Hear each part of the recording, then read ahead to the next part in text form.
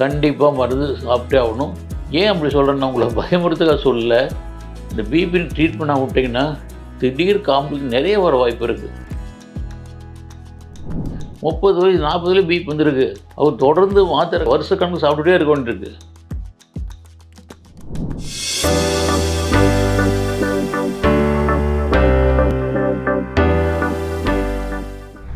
வணக்கம்.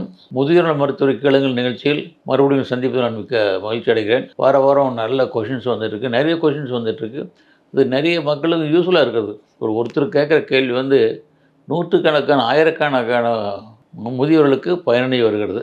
ஸோ இந்த வாரம் என்ன கொஷின்ஸ் பார்ப்போம்னா, சித்ரா தேவி 74 வயசு, எந்த ஊர்னு சொல்லாத பரவாயில்ல, எனக்கு வயது 74 ஆகிறது. முழு உடல் பரிசோதனைக்காக குடும்ப மருத்துவருடன் சென்றேன். அவர் எனக்கு பிபி மட்டும் 180/90 அதிகமாக இருப்பதால் அதற்கு சிகிச்சை அளிக்க வேண்டும் என்றார். இந்த வயதிலும் எந்த தொல்லையும் இல்லாமல் இருக்கும் பொழுது எனக்கு மாத்திரை எதுவும் வேண்டாம் என்று சொல்லிவிட்டு வந்துவிட்டேன். ட்ரீட்மெண்ட் வேண்டாம் வந்துட்டாராம். இது சரியா டாக்டர்? மேலும் பிபி உள்ளவர்களுக்கு உணவு பற்றியும் ஏதாவது உண்டா, இருந்தால் சொல்லுங்கள். இது மாதிரி பேஷண்ட் வேறு பிபி ஹைன்னு நம்ம சொல்லுது, எந்த தொந்தரவும் இல்லையா. பிபி ஹைனா you should be treated, you should be happy.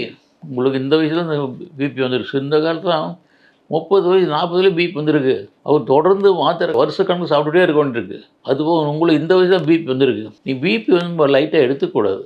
முதல்ல வந்து வேறு எதாவது இணை நோயால் இருக்கான்னு பாருங்கள். உங்களுக்கு சுகர் இருக்கா, ஓவர் வெயிட் இருக்குதா, தைராய்டு இருக்கா, தரவை செக் பண்ணி பார்த்துட்டு ஒன்றும் இல்லை பிபி மட்டும்தான் இருக்குன்னா கண்டிப்பாக மருந்து சாப்பிட்டே ஆகணும். நீங்கள் பண்ணது மாபெரும் தவறுன்னு நான் சொல்லுவேன். ஏன் அப்படி சொல்கிறேன்னா உங்களை பயமுறுத்துக்காக சொல்லலை. இந்த பிபி ட்ரீட் பண்ண விட்டிங்கன்னா திடீர் காம்ப்ளிகேஷன் நிறைய வர வாய்ப்பு இருக்குது. திடீர் மேசிவ் ஹார்ட் அட்டாக் வரலாம். அப்போ என்ன பண்ணுவீங்க?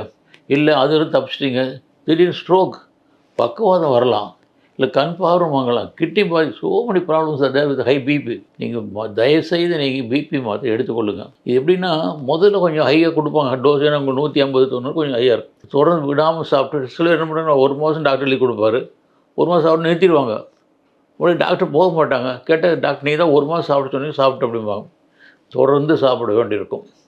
அதுக்கப்புறம் நீங்கள் 1 மாதம் சாப்பிட்டதுக்கப்புறம் நீங்கள் மறுபடியும் செக் பண்ணிங்கன்னா சப்போஸ் பிபி குறைஞ்சின்னா டோஸ் கொஞ்சம் குறைப்பார். அவராக குறைப்பார், நீங்கள் வந்து குறைக்க வேண்டிய அவசியம் இல்லை.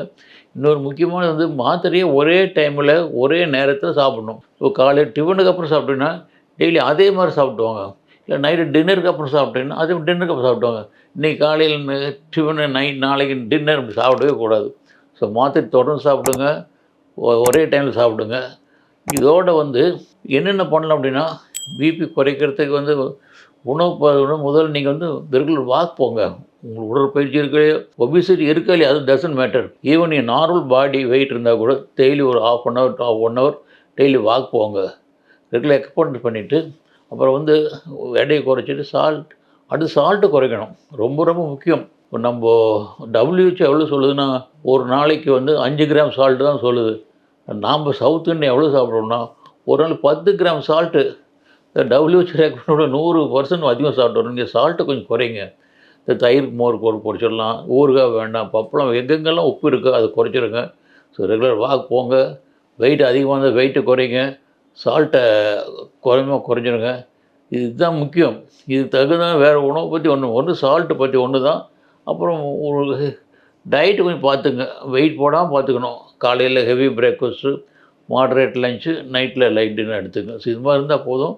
ஸோ தயவுசெய்து இன்றைக்கி இந்த ப்ரோக்ராம் பார்த்து இன்றைக்கே போய் மாத்திரை வாங்கிட்டு தொடர்ந்து சாப்பிடுங்க. மறுபடியும் 1 மாதம் கழிச்சு டாக்டர் காமிங்க, பிபி செக் பண்ணிவிட்டு மாத்திரை தொடர்ந்து சாப்பிடுமா. நான் நிறுத்த சொல்ல மாட்டார், நிறுத்தினா மறுபடியும் பிபி ஷூட்டாக போயிடும். மாத்திரை அளவு குறைச்சி மறுபடியும் சொல்கிறேன். கண்டிப்பாக சரியாயிருக்கேன். நான் சொன்ன அறிவுரை தவறாமல் பார்க்கமான்னு கேட்டுக்கொள்கிறேன். நன்றி, வணக்கம். உங்களுடைய சந்தேகங்களை ஸ்க்ரீனில் தெரியும் இந்த நம்பருக்கு வாட்ஸ்அப்பில் அனுப்புங்கள். நான் அதற்கு தக்க பதிலை சொல்லுகிறேன். இது பூங்காற்று, நாளை நல்வாழ்விற்கான வழிகாட்டி. தொடர்ந்து எங்களோட வீடியோக்களை பார்க்கறதுக்கு பூங்காற்று சேனலை சப்ஸ்கிரைப் பண்ணுங்க அண்ட் ஃபாலோ பண்ணிடுங்க.